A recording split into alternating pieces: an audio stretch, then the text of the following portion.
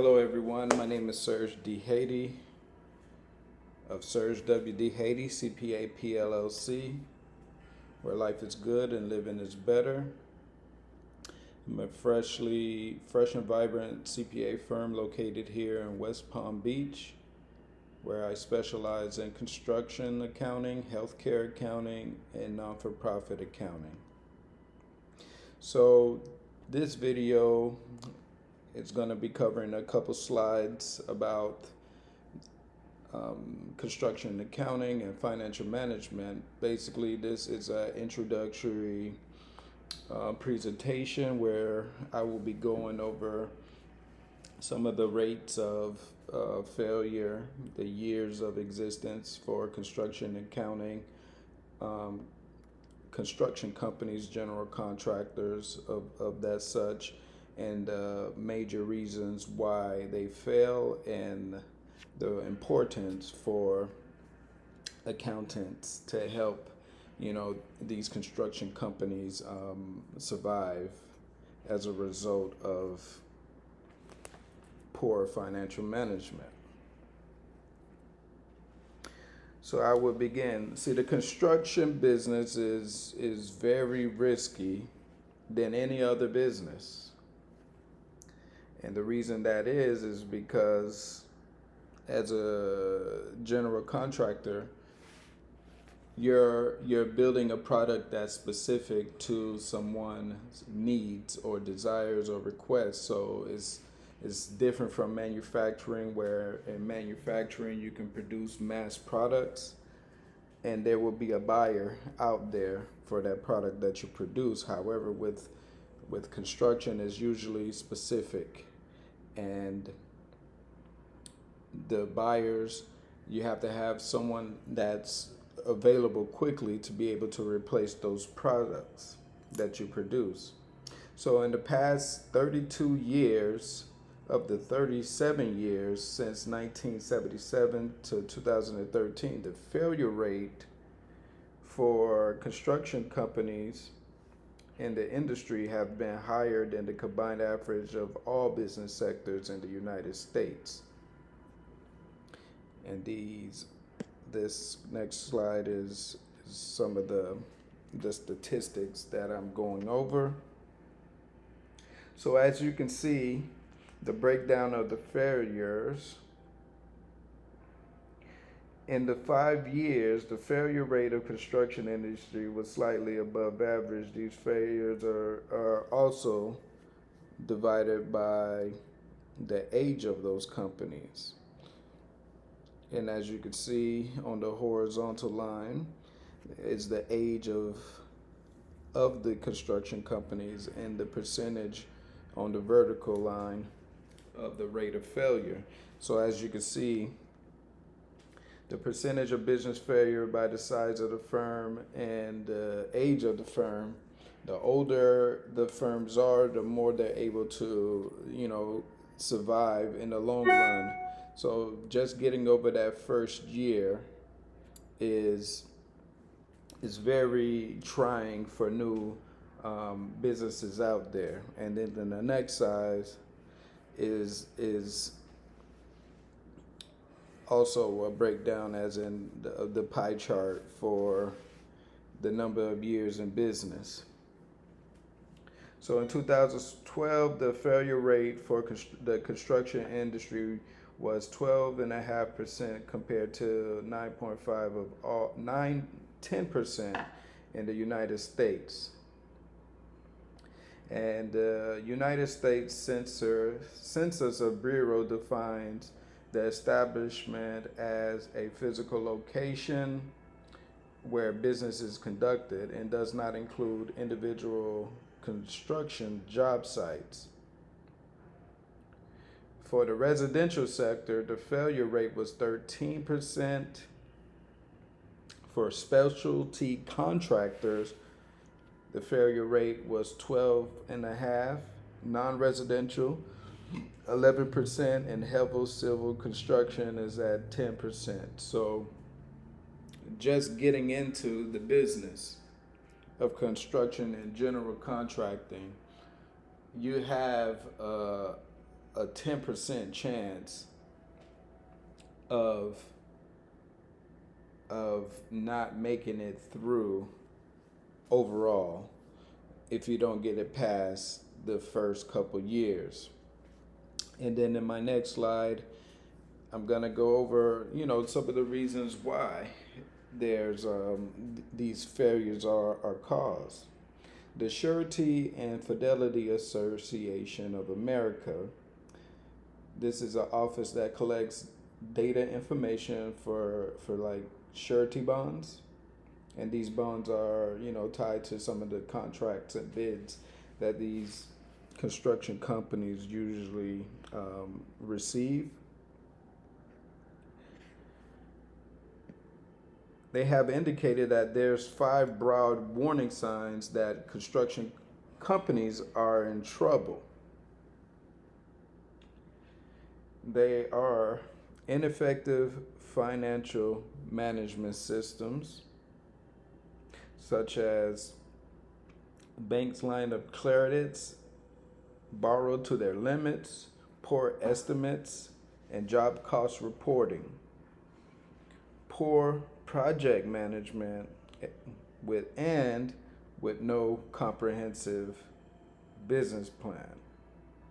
And these are some of the things that I talk to most of my clients about, having a business plan so you know what direction you want your company to head into. If you run into any obstacles, you have a contingency plan in place so that you can overcome these challenges that may arise. And also, it helps out with your financial strategy of how you want to move forward. And the number one issue for these failure is poor financial management systems.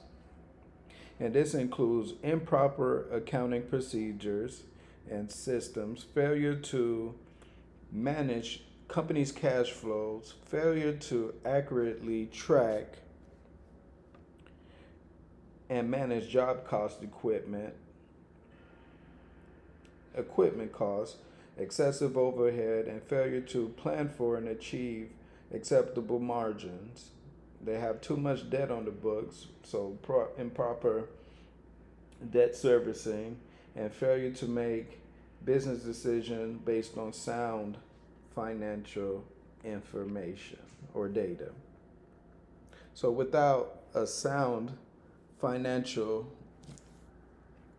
management system, you're basically setting yourself up for failure. So what is financial management? Financial management is the use of using the company's resources, which includes cash, assets, equipments, and using all that information and data to make everyday decisions that affects the company's future. For example, there may be the city often has projects that happen throughout the year where general contractors are asked to bid on certain projects. So a manager has to ask themselves, how much cash do we have on hand to perform the work that we're about to do, or will we need outside financing in order to get this project done? Should the company hire more employees to perform the work, or should we hire a subcontractor to take care of some of the work that we're unable to perform? Should we lease or purchase the equipment to complete the job? And if we do purchase the equipment, should we finance it with a lease, or do we just rent it on a day-by-day basis? Will the project require the company to increase the main office overhead? And finally, what profit and overhead markup should be used to be added to the bid? All these questions are are important, and the reason that company needs financial management.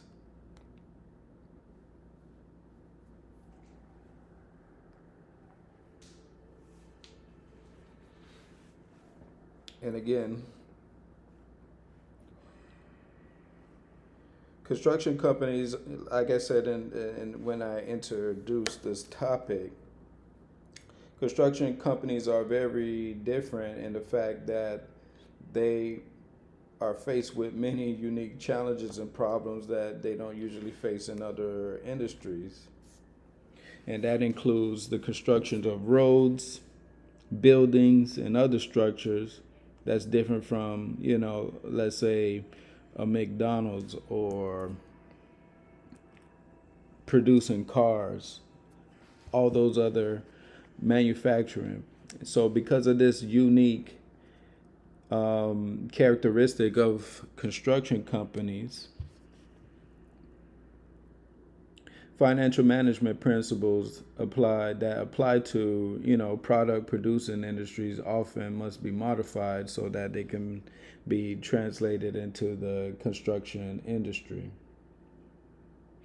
So, to get a better understanding of the unique characteristics and the challenges there that are different from manufacturing plants, let's look at some of the differences. For example, we look at manufacturing of fiberglass insulation. Fiberglass insulation.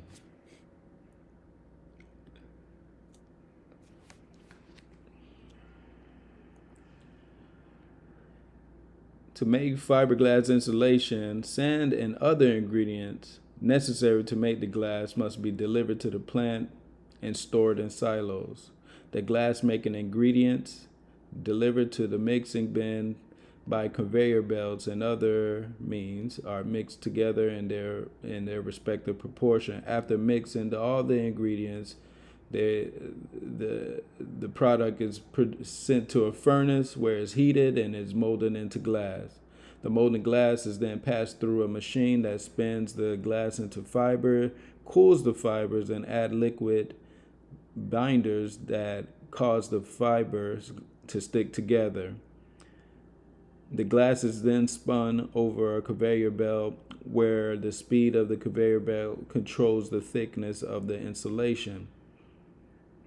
And as the insulation proceeds through the conveyor belts, it's cut to the width, to the required paper backing, and added. Finally, the insulation is cut to its length, packaged, and stored for shipment. So this is the process of, just creating the insulation of manufacturing some glass. Now, let's look at the difference with construction companies. So, in manufacturing the fiberglass, we see that it's process oriented, whereas in construction companies,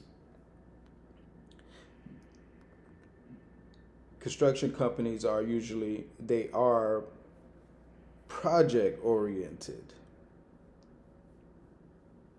right?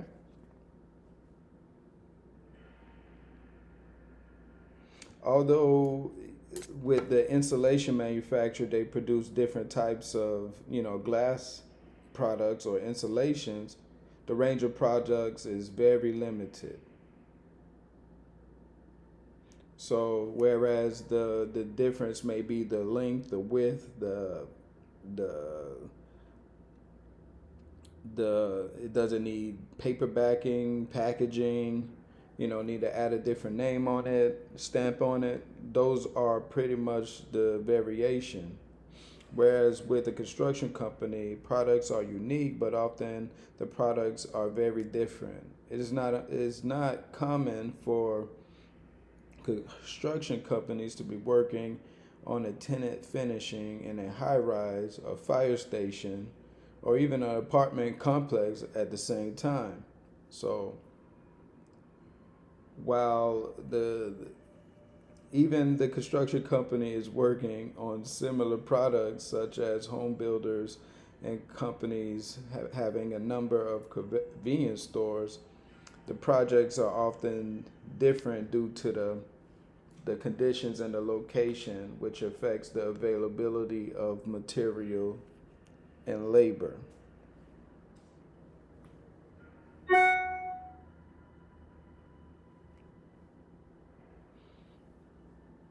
Sorry about that. So, just like I explained with, you're producing an apartment complex, a high rise, or a fire station for the city. There's a different variety of products that is being produced by the construction company. And with the limited resources that goes into, constructing a building or real property, it's hard to determine the price or the cost of the project, and you cannot stock a fire station or apartment complex for future use. So with all this information, that's why it's very important to have your financial information on point and available so that you're properly managing your business so that you can create a product and produce a profit, and therefore increasing your chances of success in the industry. So, with this, the nature of a construction is very decentralized because every project is specific to one specific location. So you can have a construction project going on here in West Palm Beach. You can have another project going on in Miami. You can have another project going on in Atlanta, all at the same time in different locations. So it's a very decentralized process so that you will have to be able to manage and track those jobs at those specific locations and also have it all running concurrently through your central location so you can manage those costs even better. The payment terms are usually billed differently where within the contract you may be required to have a retention. So the work may deal with long-term contracts with individual projects, with monthly progress payments being made by the owner of the project as it's being built. And sometimes the owners just withhold a certain amount of funds in order to ensure that the completeness of the project is according to the standard. So this requires you to be able to manage your billing cycle, your cash flow cycle, so that you'll be able to handle those periods where you do not have the resources to be able to maintain your projects. And also, there's sometimes a heavy use on construction companies to have subcontractors available for use. And this allows the company to tap into, the financial assets during the construction progress. The use of, subcontractor has a great impact on the company's finances. So use of the subcontractors allows you to free up your time and resources so that you can better control the cost, and also I think of it as keeping the economy flowing, because you may have one construction company that's getting all the contracts is able to sub those out to smaller companies so that the economy is growing and more people in the economy are staying employed, especially right now with the rate of unemployment right now, and a lot of people just needing help and not relying on public assistance to survive. So who would be in this position to manage the finances of a construction company? You have, several different titles that goes along with this. You have the owners of this company, you have the general managers, the chief financial officers, you have the estimators, project managers, and superintendent. But ultimately, the person responsible is the owner, but with the proper delegation of these tasks will allow the proper success of the construction company. So being able to understand the finances of a company, this is a very valuable tool to allow employees to be able to move up in the ranks. If you're able to properly respond to the financial needs of the company. So, what do financial managers do? Well, the financial managers are responsible for the accounting and tracking of how the company resources are used. So they may be making sure that the projects and overhead costs are accurately tracked through the accounting system, ensuring that the proper construction accounting system has been set up and properly functioning, projecting the cost at completion for the individual projects, and ensuring unbilled committed costs are included in these projections, determining the individual projects over and under billed. Excuse me, let me say that again. They want to make sure that the projects are properly billed so they're not underbilled or overbilled.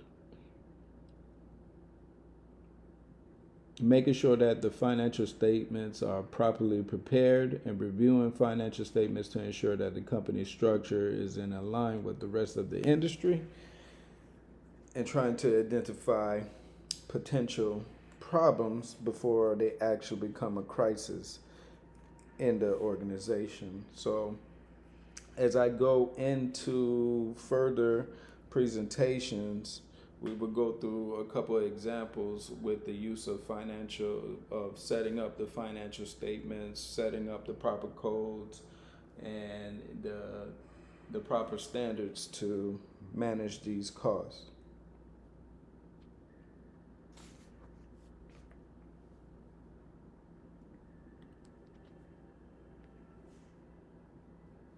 And again, this is just the slide where I just reported what do the financial systems help the financial managers do.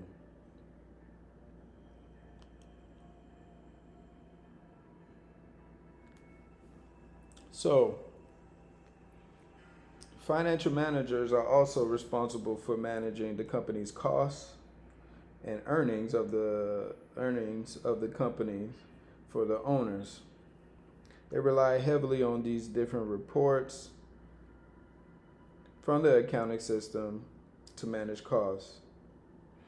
And these are some of the activities that will be encompassed with the financial manager. And as I go through the future presentations, I will go into detail of how to monitor and control project costs, monitor the project and company profitability, and set up the labor burden that comes with payroll and tracking overhead general budget. Sorry.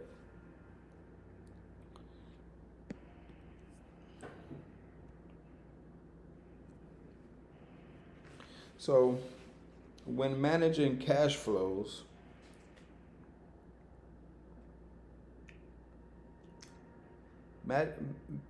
profitable companies sometimes fail because they simply run out of cash or they're unable to pay their bills.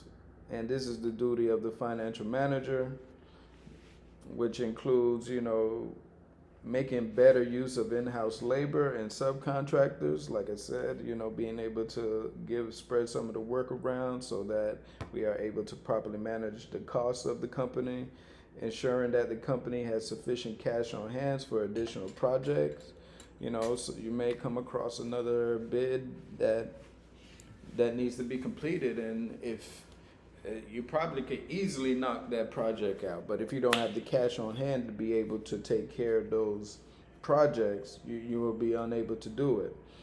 And properly paying your taxes. Being able to pay your taxes, because that's one of the expense a lot of new companies tend to overlook. And you have so many different agencies that want a piece of the success of the company, and that is paid through taxes. So being able to prepare annual cash flow projections of the company will allow the managers to basically look at if there's opportunities to take advantage of, bank loans that's available right now. With the recent passage of, the CARES Act and the American Rescue by President Biden, a lot of the money is free out there. So being able to look at some of these projections, your financial cash projections, you're able to, look to see if it's, feasible for you to refinance some of the cost debt that you have out there.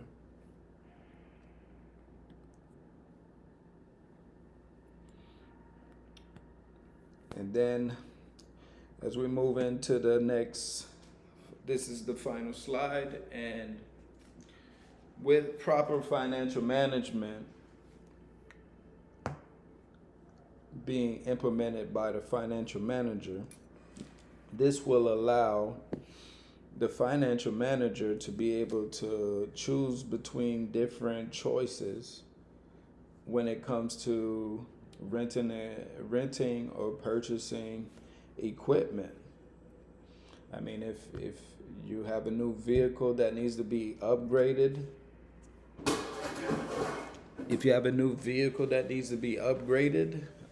should we keep the one that we have?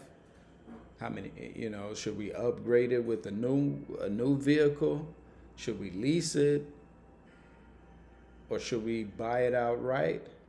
Or how about even purchasing a vehicle, some of the equipment, putting it in a company's name and leasing it out to others? What's the cost benefit of these different choices that we have? And having the proper, financial accounting system in place in your company will be able to help you overcome some of these challenges and ultimately help your business survive in the first couple years, and and being able to take advantage of opportunities, financial opportunities that come awry. So this is my last slide, and this is just an introduction to construction accounting. Like I said, as I go further into different slides in the different chapters, I will be going pretty much, you could say, detail by detail of what is the actions that's required for the different sections of the financial aspect of the construction company. My name again is Serge W. D. Haiti, CPA PLLC, where life is good and living is better. If you need to reach out to me, my phone number is 561-271-0019. My email is sergedhaiti@hotmail.com. I'm on Instagram, Facebook, LinkedIn, sometimes TikTok, Twitter as well. But if you need to get in touch with me quickly, you could just send me a quick email, or you can call me, leave a text message, and I will get back within the next 24 hours or so. Hope you all have a great day. Peace.